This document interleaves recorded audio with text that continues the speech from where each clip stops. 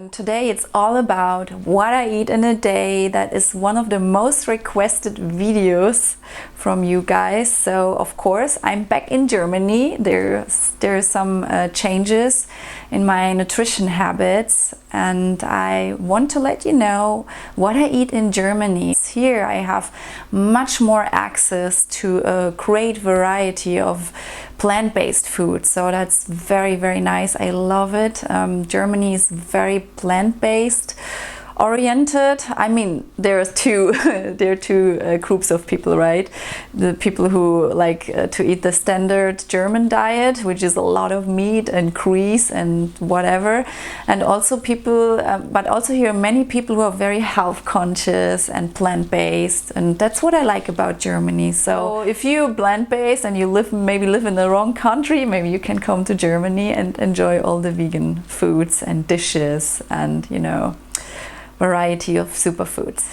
So today I want to talk about intermittent fasting. Did something change since my last What I Eat in a Day video? Intermittent fasting, it's so popular, and I totally understand. If you are on a standard American diet or a standard German diet, whatever, with lots of processed foods, I would recommend to practice the intermittent fasting because you can compensate for your bad nutrition habits. I mean, for me, of course, I would consider lots of meat and trans fats, whatever. It's for me, it's just bad, right? So other people would say I feel great, so it's an individual thing, right? But I still would recommend, if you eat the standard American diet, you could practice a bit more the intermittent fasting, and it will already have a very beneficial effect for your health, for weight, whatever.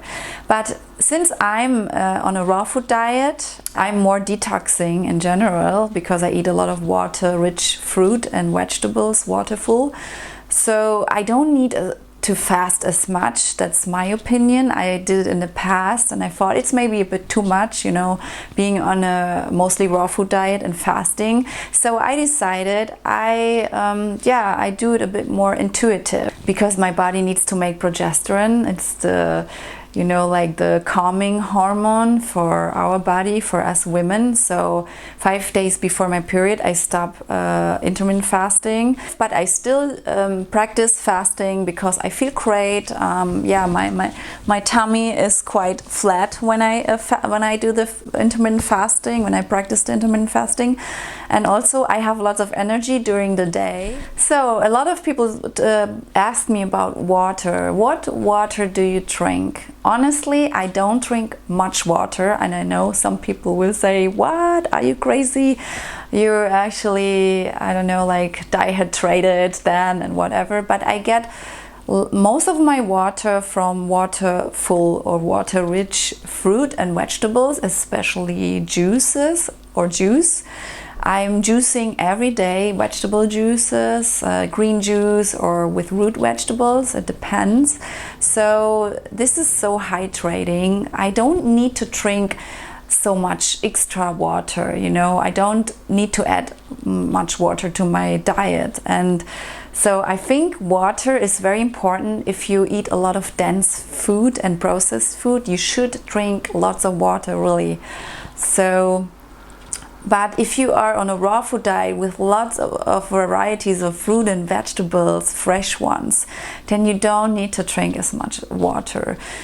Besides, if you maybe eat dates, dates are dehydrating. I noticed if I eat, for example, 15 dates when I get my period, I'm that crazy sometimes. I like to indulge in dates, and then I noticed that I'm thirsty. Normally, if you eat a lot of fruit and vegetables, you're not as thirsty, and that's the reason. It's actually the perfect biological active water for you in fruit and vegetables. You know, you have the perfect minerals. It's filtered by the tree or the plant where the fruit is or the vegetables are growing, so it's perfect. So now I will show you what I eat exactly. So I love juicing because you have the nutrients immediately available for your body, for your cells, and your body is really like nourished by juice. And also I like to juice cabbage. It's not very common, I know, but studies have shown that cabbage could actually prevent cancer or tumor. So there is something in the cabbage, some nutrients which really help you to be healthy. And also cabbage binds bad estrogens and flushes it out of the body. Also, I like celery, of course, that's a big hype, but I don't believe only in celery.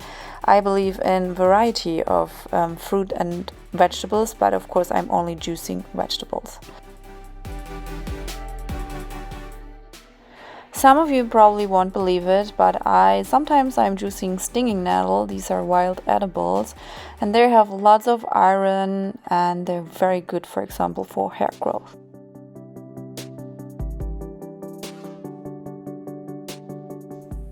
Yeah, afterwards I had a mono meal of apples. These are special apples because they're more ancient ones. These are not like a new breed of apples, which are too sweet for my taste, like Pink Lady or something. They call Boskop, and actually I like their taste. They're a bit more sour, and they're not so genetically modified like other apples. So in Germany you can find them. I don't know if you can find them anywhere else. I actually have a high raw diet, so I eat as much raw food as I can. For example, here I have some frozen berries, and now I'm gonna prepare a smoothie. I have different varieties of wild edibles. Here I have Giersch, you call it. It's a certain wild edible which I found in the woods. I know, I'm that crazy, this crazy woman. And I don't know how you call it in English. I've read something like greedy, but I'm not sure if it's the right. Maybe you don't have this plant somewhere else beside maybe in Northern Europe. So, and also for the creaminess I use some bananas and I just blend it up, and so my smoothie will be ready in a few seconds or a minute.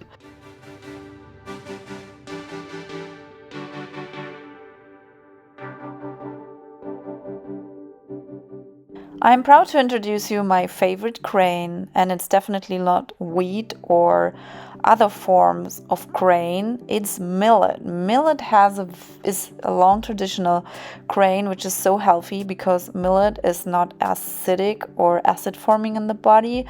It's quite good for your colon, so it's really not so mucus forming. So I normally eat it with avocado together with some seaweed and fermented soy. You call it tempeh. And that's actually my dinner, I would say. So I have proteins, I have some good fats, I have a very healthy grain, which is cooked, but it's actually in its cooked form really good. So I hope you liked the video. Give me a thumbs up if you got inspired, and of course I would appreciate if you subscribe to this channel. Here it's all about beauty, natural health and beauty, and I think beauty and health are connected. For me, beauty is health, or health is beauty, right? So and it's not about here Botox and fake whatever makeup videos, and maybe I will show you some makeup video in the future, but with organic makeup. But it's all about here about natural beauty more. Of course our world is not so as natural anymore, but I think we can be as natural as possible also with our cosmetic products, with our nutrition, and then our body will thank you from the outside with glowing skin, with better growing hair.